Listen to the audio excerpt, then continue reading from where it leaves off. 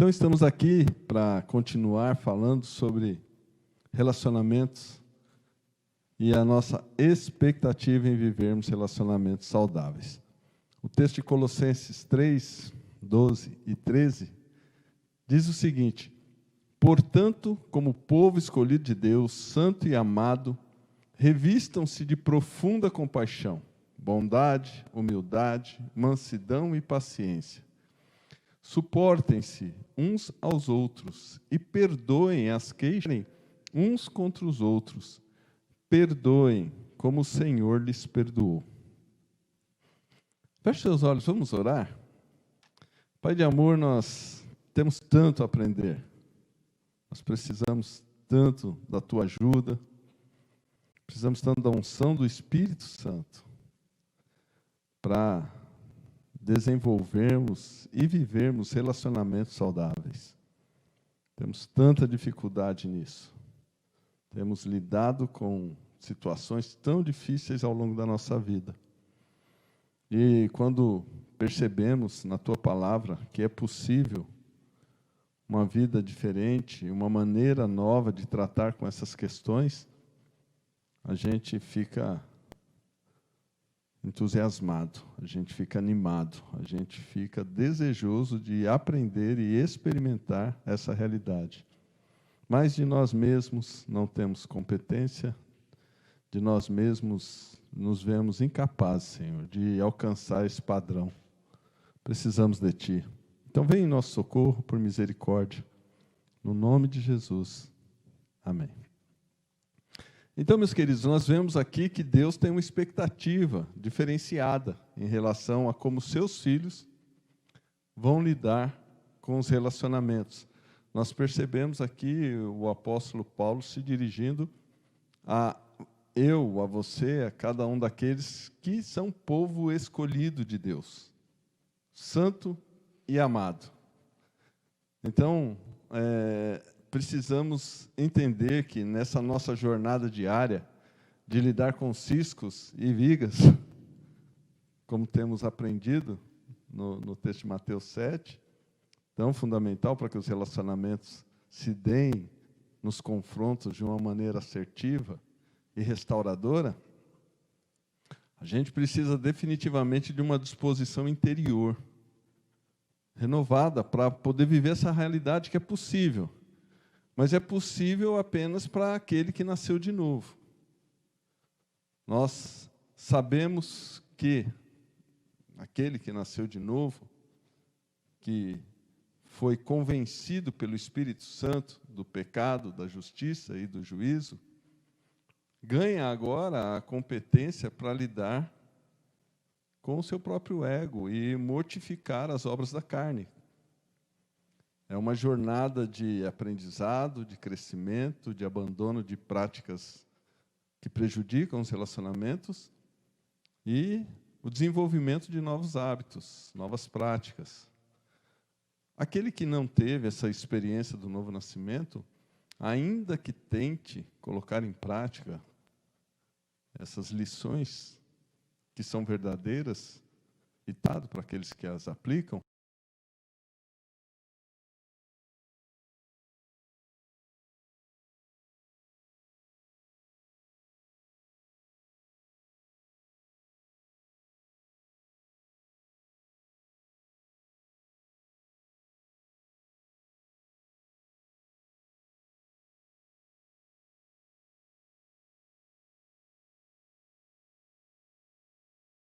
garante a vitória.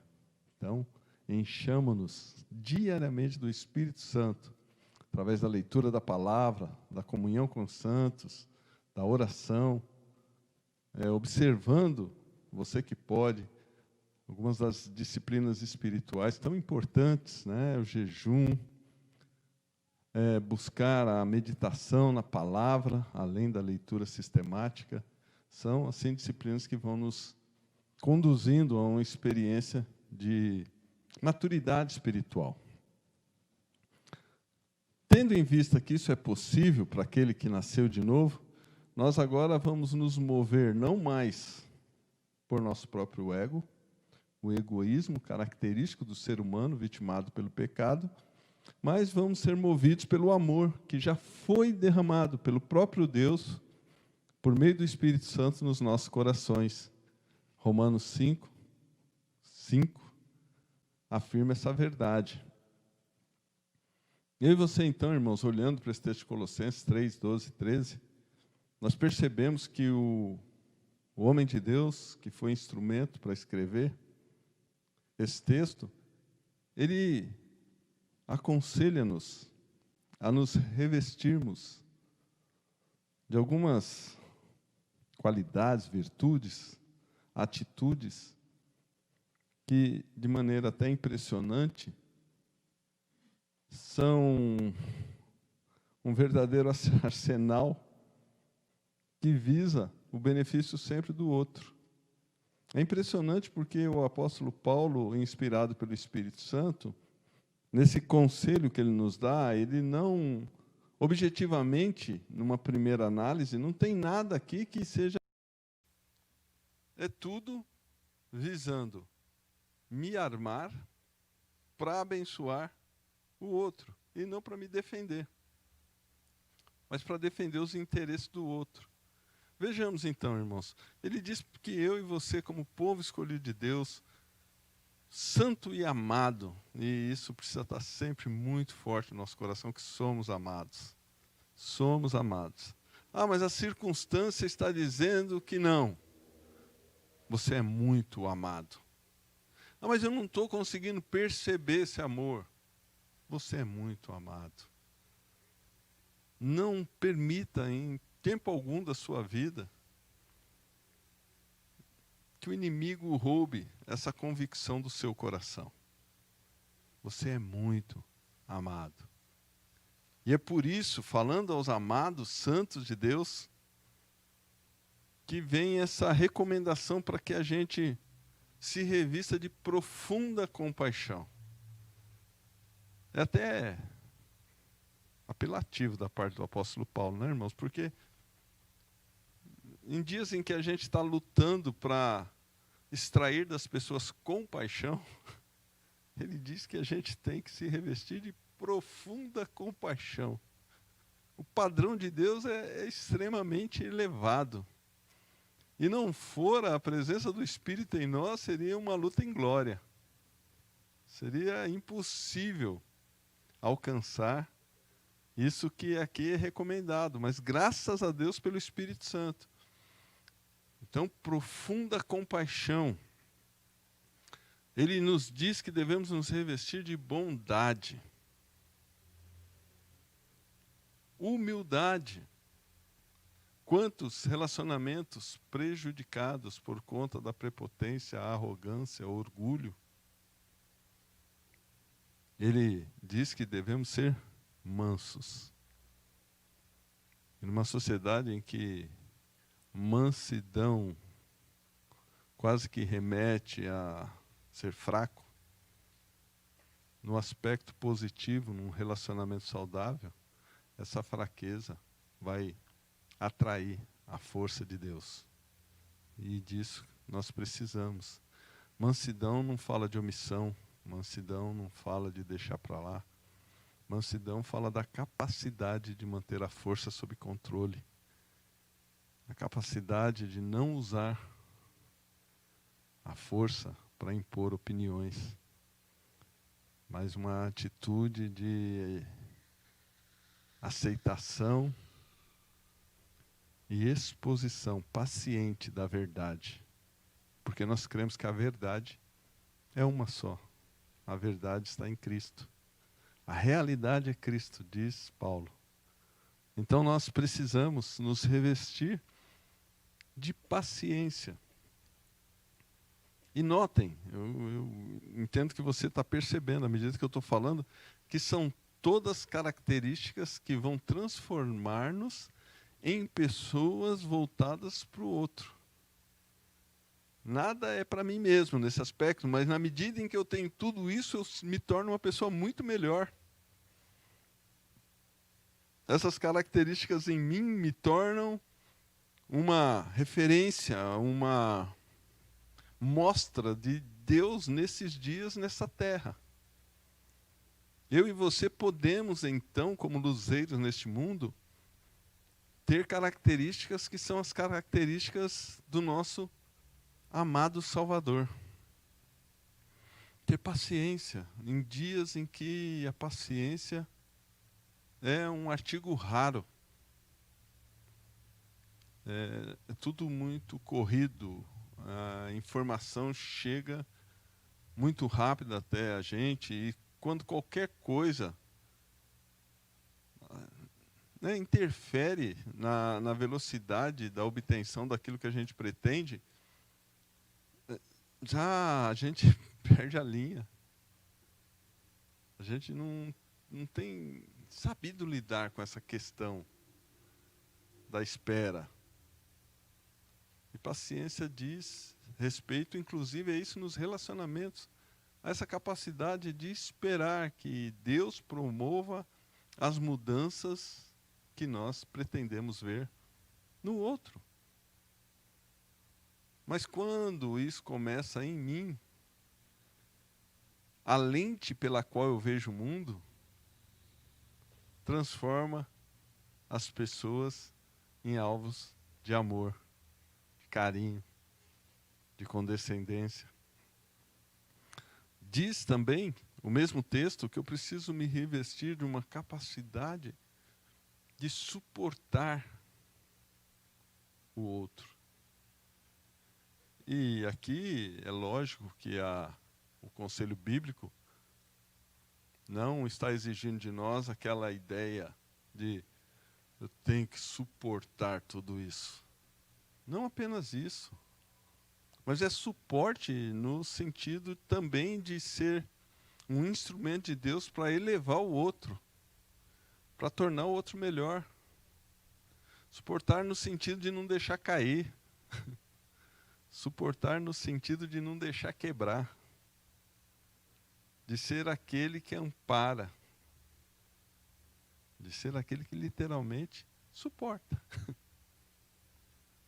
E não faz isso reclamando, não faz isso apenas por obrigação, mas porque está revestido dessa capacidade de suportar. Faz isso com maestria. Faz isso com um toque divino, próprio daquele que nos criou e nos resgatou de uma vã maneira de viver. Diz aqui que nós precisamos perdoar as queixas que tivermos um contra os outros.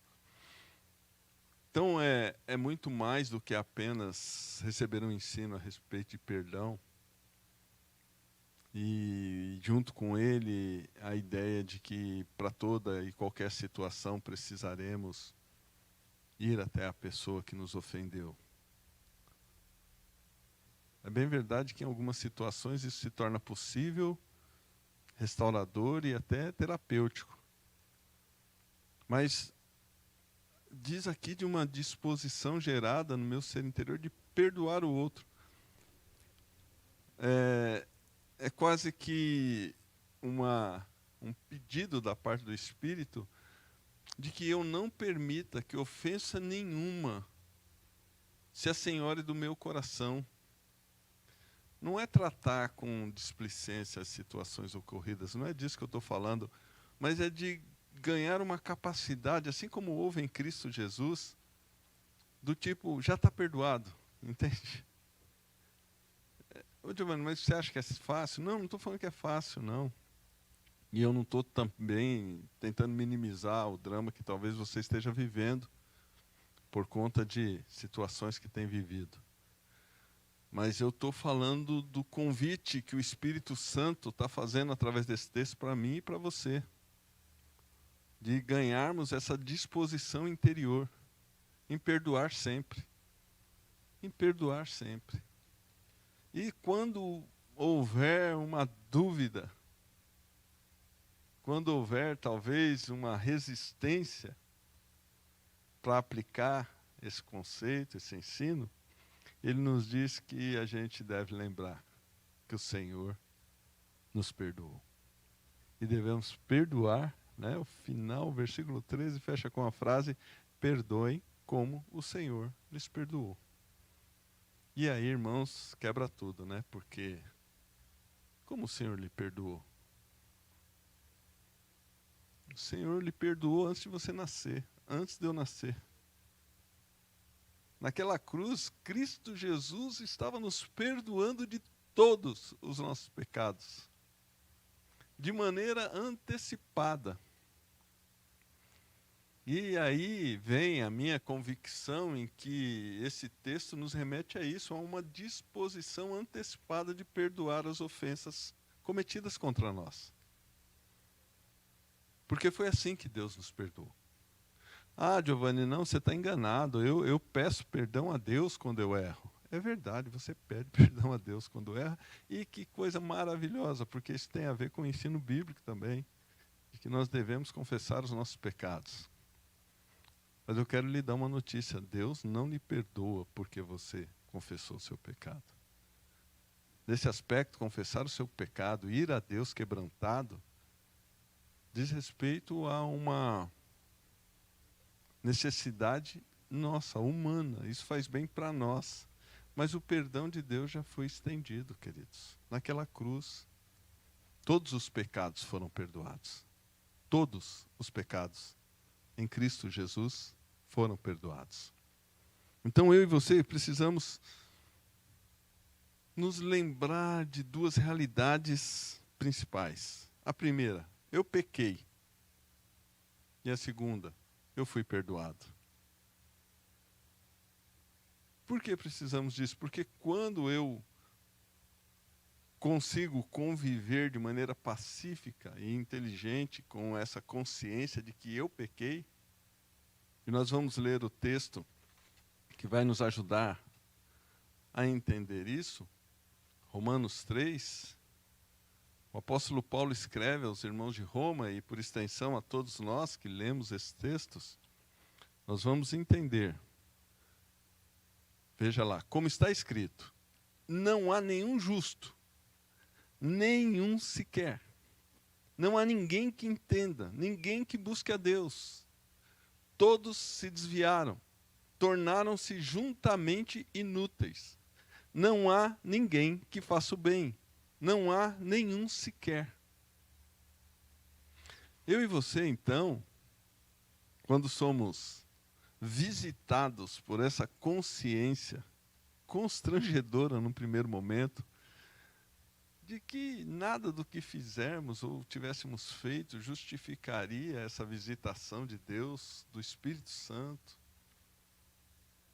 de que nós também fomos, por muito tempo das nossas vidas, inimigos de Deus, de que nós pisamos muito na bola.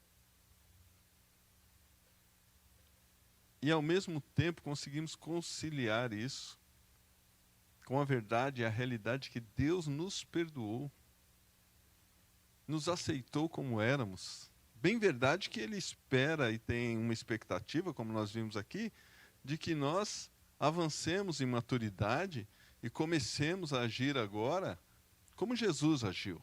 Sejamos parecidos com Cristo neste mundo.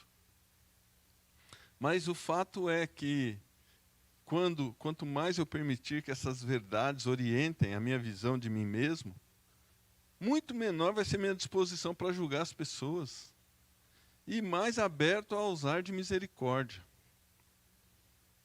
Eu sei, irmãos, que quando nós tratamos de assuntos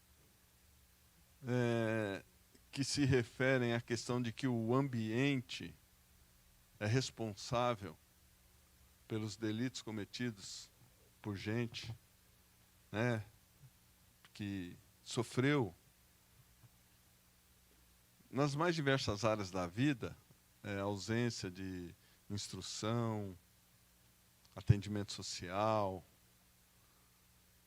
passou por situações de miséria, e há uma defesa, né, por alguns, de que esse é o motivo dessas pessoas terem se tornado criminosos, terem decidido agora viver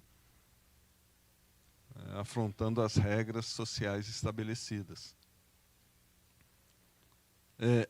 Eu sei que isso não explica tudo e não é tanto o que eu quero abordar agora, mas eu quero dizer que, de certa forma, o fato de todas as pessoas terem sido vitimadas pelo pecado, a queda original, que nós cremos que em Adão foi transmitida a todos os homens, né? A palavra de Deus diz que um pecou, e pelo pecado de um, a morte passou a todos os homens. Parando nesse ponto, a gente vai chegar à conclusão que nenhum ser humano teria condições de viver de maneira a agradar o Senhor. Seria capaz de viver de maneira abnegada, solidária, buscando o interesse do outro. Mas, pela obediência de Cristo, que foi obediente até a morte, morte de cruz, nele, nós fomos justificados. Então, aqueles que tiveram essa experiência redentora, transformadora na cruz de Cristo, ganharam uma condição de perceber o mundo, perceber as relações e viver, né, de forma divina nessa terra, nesses dias.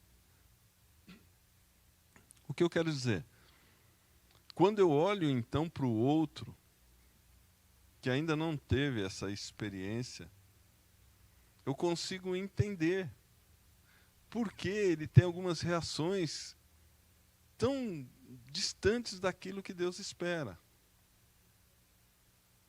Porque eu consigo olhar para mim mesmo e dizer, puxa, eu estava nessa mesma condição. Eu também pequei, eu também infringi as leis de Deus, eu também me comportava como um louco.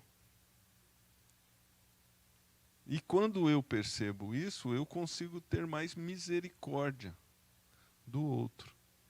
Só fazendo esse paralelo que eu quis colocar para você, de alguém que, de repente, nasceu numa família que tinha recursos, que pôde cursar uma boa escola, uma boa universidade, e, de repente, achar que isso é uma condição para ser arrogante e prepotente, e olhar para o outro que não teve condição nenhuma e espezinhá-lo, destratá-lo. Ou alguém que consegue, dessa posição de benefício recebido, olhar para o outro e dizer, poxa, se eu não tivesse tido o que tive, talvez eu estivesse na mesma condição que essa pessoa.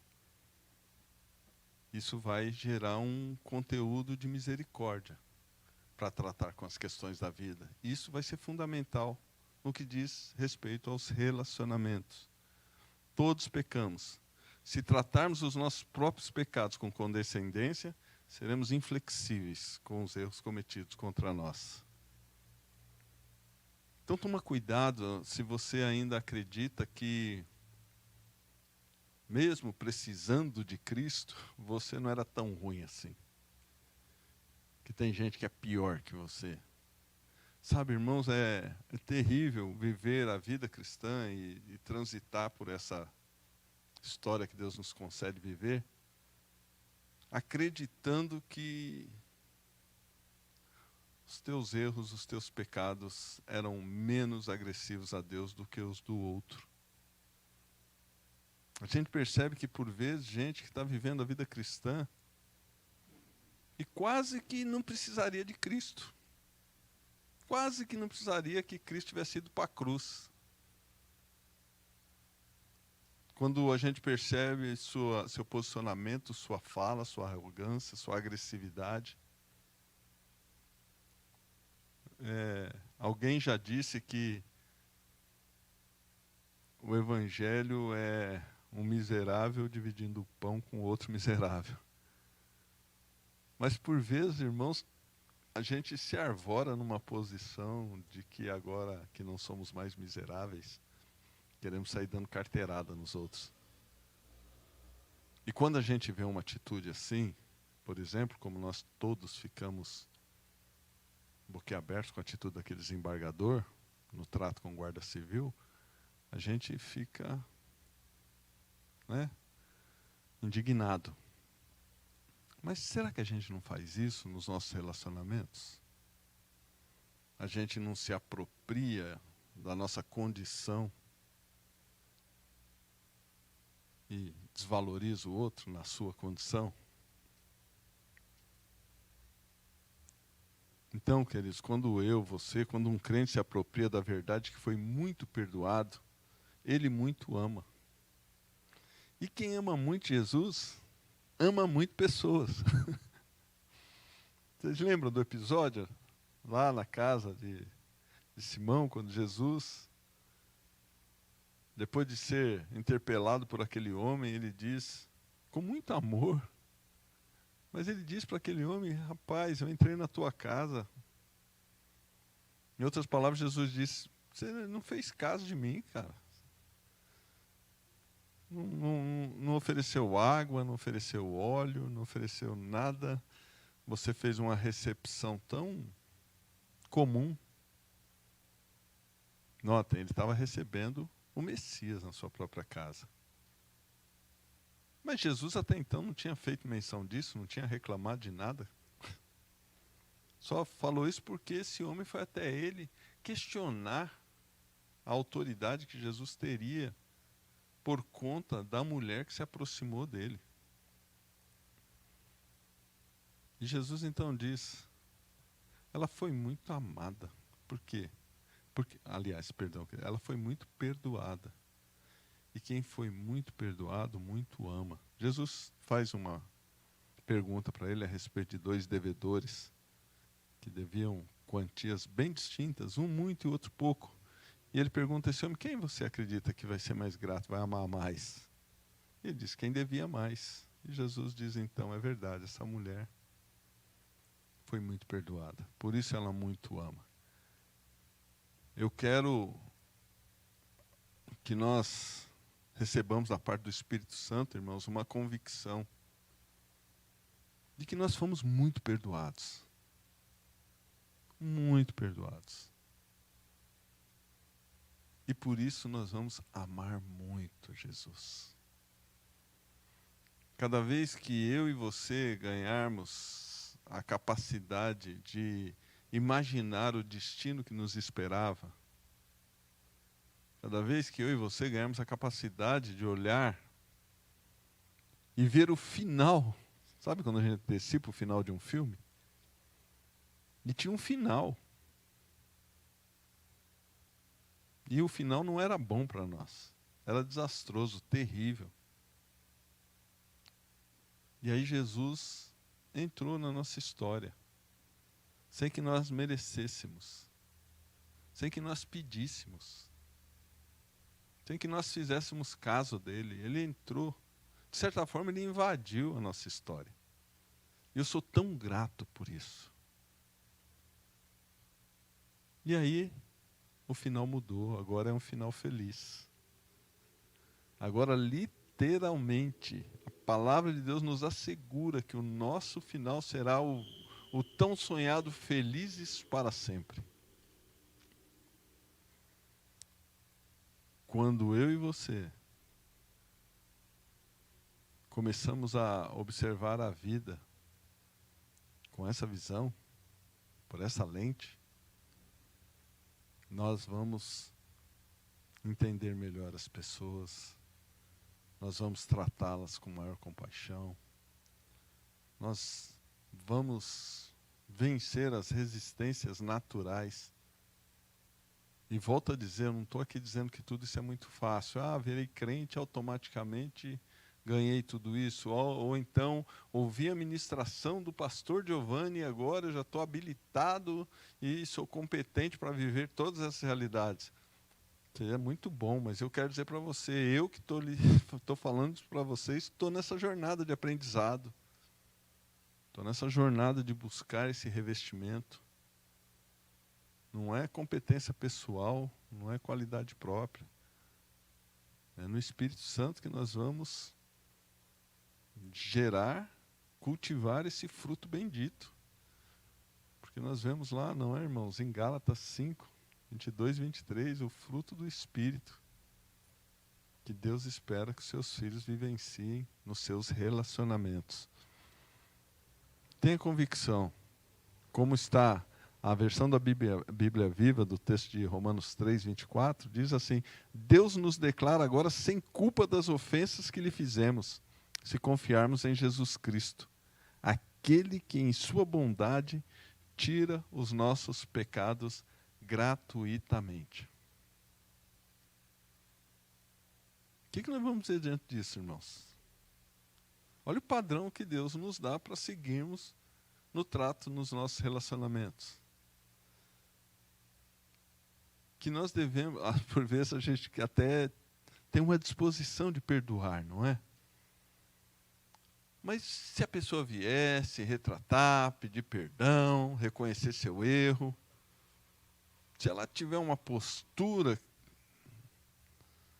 que responda à nossa expectativa, então, depois de analisar, fazer um julgamento correto, aí a gente delibera se perdoa ou não perdoa, se merece o perdão ou não. A gente conta quantas vezes já teve que liberar perdão numa situação parecida. Por vezes até vamos dizer, mas se eu te perdoar, depois você vai fazer de novo. Puxa vida, e o padrão que Deus espera que eu e você sigamos é esse de Jesus. Que usando de bondade, tira os nossos pecados gratuitamente.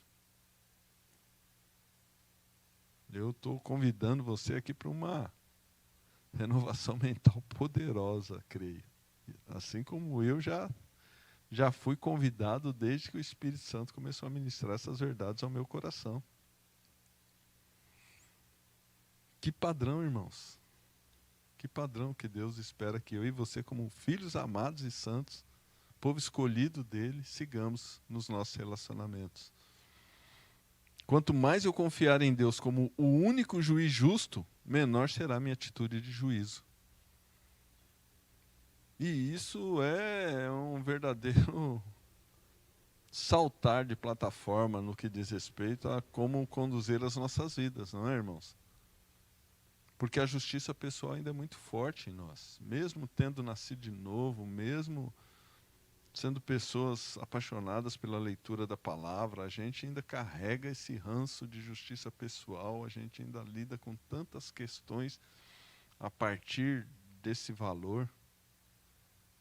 E a vida cristã quase que exige de nós um abandono completo, quase não exige de nós um abandono completo desse modelo. E uma apropriação do modelo deixado por Cristo. Romanos 12, 19 diz o seguinte, e você vai ler aí na tela. Amados, nunca procurem vingar-se, mas deixem com Deus a ira, pois está escrito, minha é a vingança, eu retribuirei, diz o Senhor.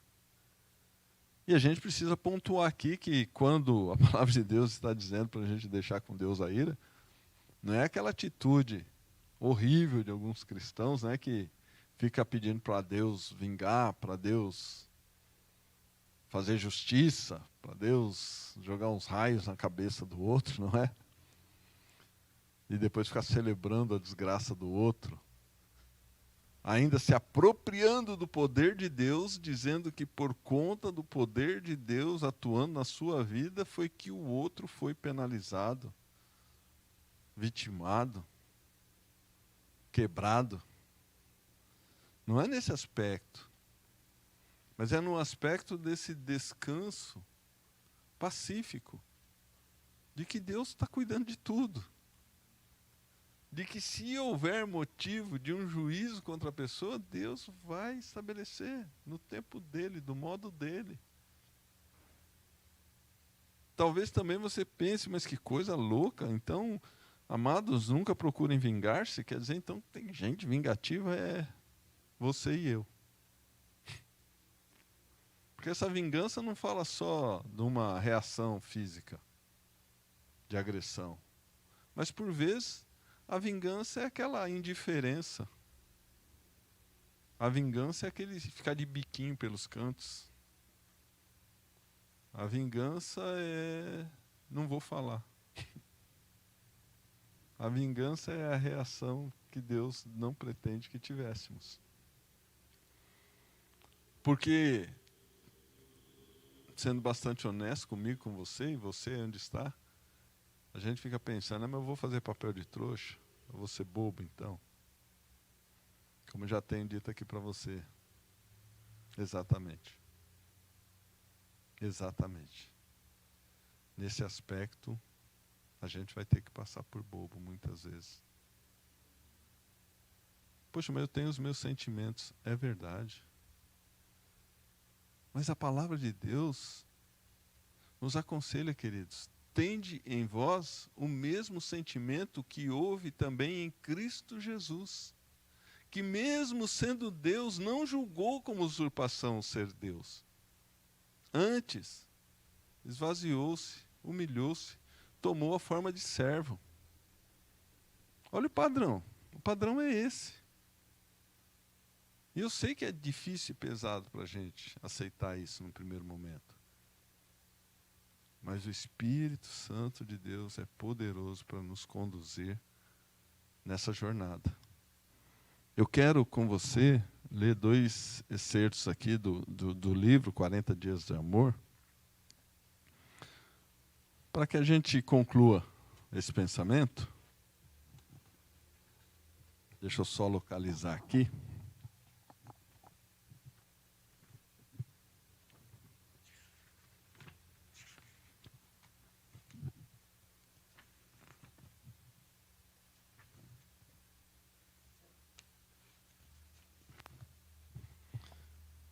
Então, o primeiro faz relato da vida de Corrie ten Boom. Ela e sua família sofreram nos campos de concentração nazistas durante a Segunda Guerra Mundial, porque tinham escondido famílias de judeus em sua casa. A história cativante de suas experiências de fé naquele campo de concentração é contada no livro e no filme O Refúgio Secreto. Anos depois de sua libertação daquele campo, no entanto, foi que sua fé na justiça, no juízo e no perdão de Deus foi mais duramente testada. Então, aqui vai ver um relato de um episódio na vida dessa mulher que é bastante impactante. Segura aí, aperta o cinto.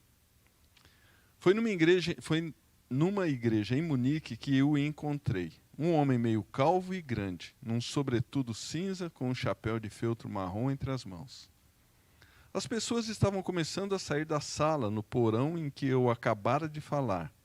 O ano era 1947 e eu tinha vindo da Holanda para a derrotada Alemanha com a mensagem de que Deus perdoa. Então eu o vi, tentando avançar em sentido contrário ao das outras pessoas. No momento, divisei o sobretudo e o chapéu marrom. No momento seguinte, vi o uniforme azul, um cap com viseira, a caveira e os ossos cruzados. Tudo voltou num instante. O enorme salão, num campo de concentração de Ravensbrück, com suas irritantes luminárias sobre a cabeça, o patético monte de roupas e sapatos no meio do piso, a vergonha de passar nua diante desse homem. O homem que estava tentando passar entre as pessoas fora um guarda, um dos mais cruéis. Agora ele estava diante de mim, a mão estendida. Bela mensagem, Fraulein. É tão bom saber, como a senhora disse, que todos os nossos pecados estão no fundo do mar. E eu, diz ela, que tinha falado de forma tão eloquente sobre o perdão, preferi procurar alguma coisa com a mão na minha bolsa, ao invés de aceitar aquela mão. Ele certamente não se lembraria de mim. Como se lembraria de uma prisioneira entre milhares de mulheres? Entretanto, eu me lembrava dele e do chicote de couro pendurado no seu cinto. Eu estava face a face com um de meus captores e o meu sangue pareceu gelar.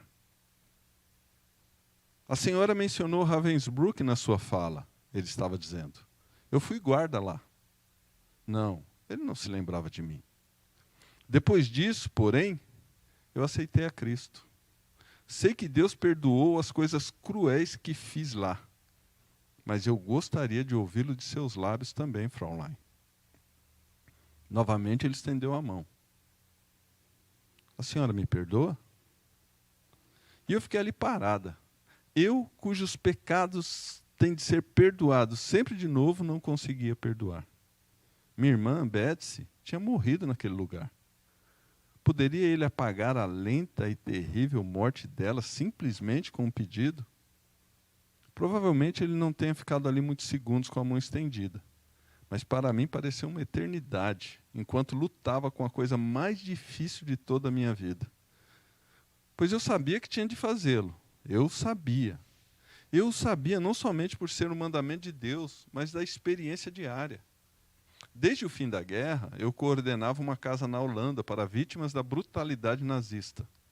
Os que tinham conseguido perdoar seus antigos inimigos também conseguiam voltar para o mundo exterior e reconstruir a vida, independentemente das cicatrizes físicas. Os que continuavam nutrindo sua amargura continuavam inválidos. Isso era tão simples quanto horrível. E ali estava eu, parada, com a frieza oprimindo meu coração. No entanto, o perdão não é um sentimento. Eu também sabia disso. O perdão é um ato da vontade. E a vontade pode funcionar independentemente da temperatura do coração. Jesus, ajuda-me. Orei em silêncio. Eu consigo estender a mão. É o máximo que posso fazer. Tu supres o sentimento. E assim, sem jeito, mecanicamente estendi a minha mão em direção a dele. E quando o fiz, uma coisa incrível aconteceu. A corrente começou no meu ombro, desceu como um raio pelo meu braço e saltou para nossas mãos dadas. E então esse calor curador pareceu inundar todo o meu ser, marejando os meus olhos. Eu o perdoo, irmão, exclamei, de todo o meu coração. Por um longo momento, seguramos a mão um do outro, o ex-guarda e a ex-prisioneira. Eu nunca havia experimentado tanta profundidade do amor de Deus como naquele momento. Eu não vou aqui, irmãos, nem entrar no mérito de comentar esse episódio com você. Mas eu espero que isso traga uma clareza para o seu coração do poder curativo do perdão, de não ficarmos presos, amarrados com questões de amargura no nosso coração. E ainda que seja muito difícil no primeiro momento, como nós vimos na experiência dessa moça, é possível. E o segundo exemplo que eu quero dar aqui, irmãos, porque por vezes a gente também tem uma facilidade maior em lidar com os erros de gente que está longe. Mas aquelas pessoas do nosso cotidiano, do dia a dia, a gente acaba sendo mais inflexível, mais duro, menos paciente. Então, eu quero ler com você uma outra parte desse livro que diz assim: Tomé devia ter sabido melhor. Ele seguira Jesus como um de seus discípulos durante 3 anos. Testemunhara todos os milagres, ouvira todos os ensinamentos e vira todos os exemplos. Quando Jesus declarou que ele era a ressurreição e a vida, Tomé estava lá. Quando ressuscitou Lázaro, Tomé estava lá. Quando disse a seus seguidores, no 3º dia ressuscitarei, Tomé estava lá. Quando, porém, o Cristo ressurreto apareceu pela primeira vez aos discípulos reunidos na sala do andar superior, Tomé não estava lá. Pode ter tido um motivo válido. Talvez tivesse saído para buscar sanduíches para os discípulos. Não importa o motivo, ele não estava na sala. Assim perdeu o choque elétrico de fé que aconteceu quando Jesus apareceu vivo para aqueles homens. A sala ainda estava zunindo quando Tomé voltou. Os outros discípulos devem ter se atropelado para contar-lhe a novidade. Jesus está vivo, acabamos de vê-lo. E a resposta de Tomé? Não acredito nisso. Não vou acreditar nisso. Não só tem que ver Jesus, como tem que tocá-lo para crer nisso. Tomé deveria saber. Quando Jesus apareceu a ele e aos outros, uma semana depois, teria sido mais fácil simplesmente condená-lo. Tomé, eu esperava mais de você.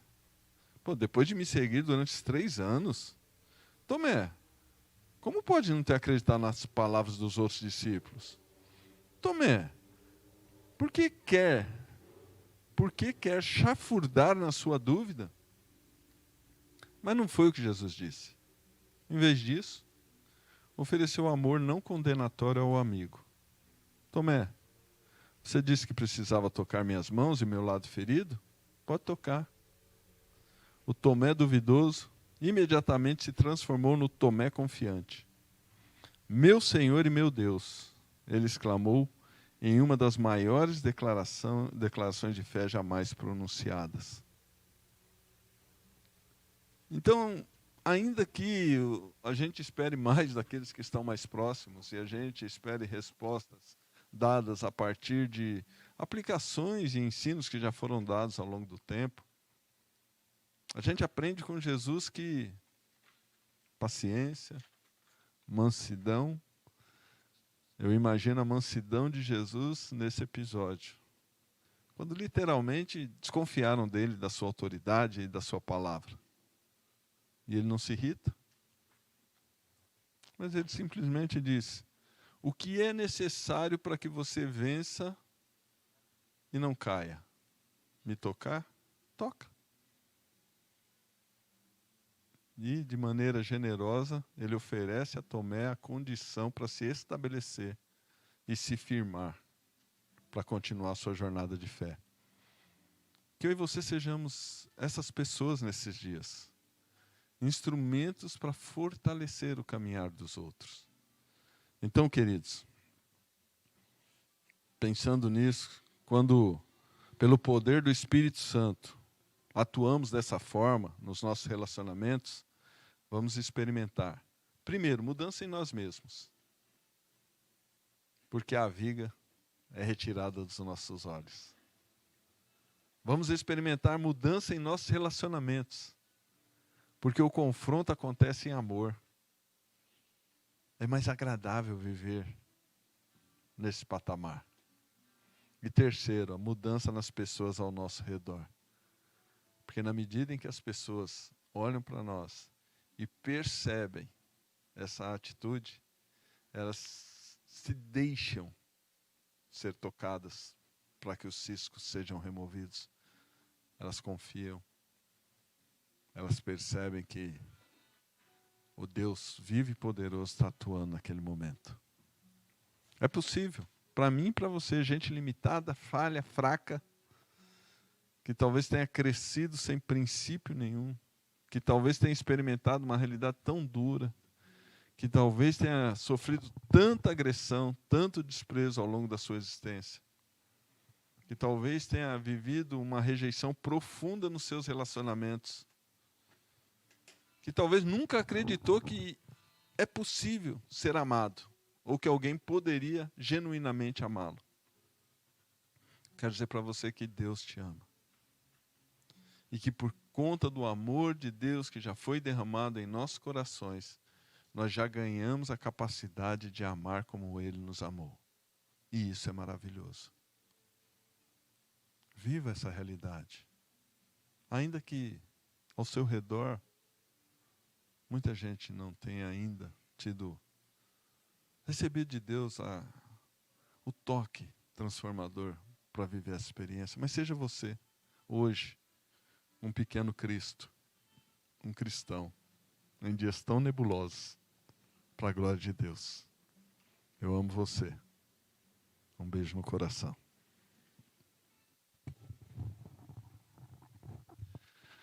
Até já, meus queridos. Deus o abençoe, o guarde, lhe dê uma semana maravilhosa de aplicação desses princípios, que eu e você literalmente voemos, né? Que a gente seja muito feliz, a despeito das respostas que obteremos dos outros, mas sabendo que o Cristo que vive em nós, é o Cristo que nos sustém, é o Cristo que nos dá força para seguirmos.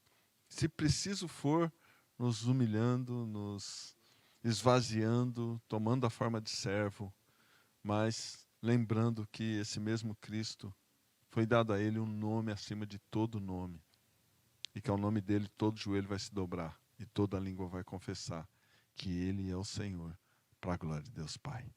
Amém, meus queridos? Até já.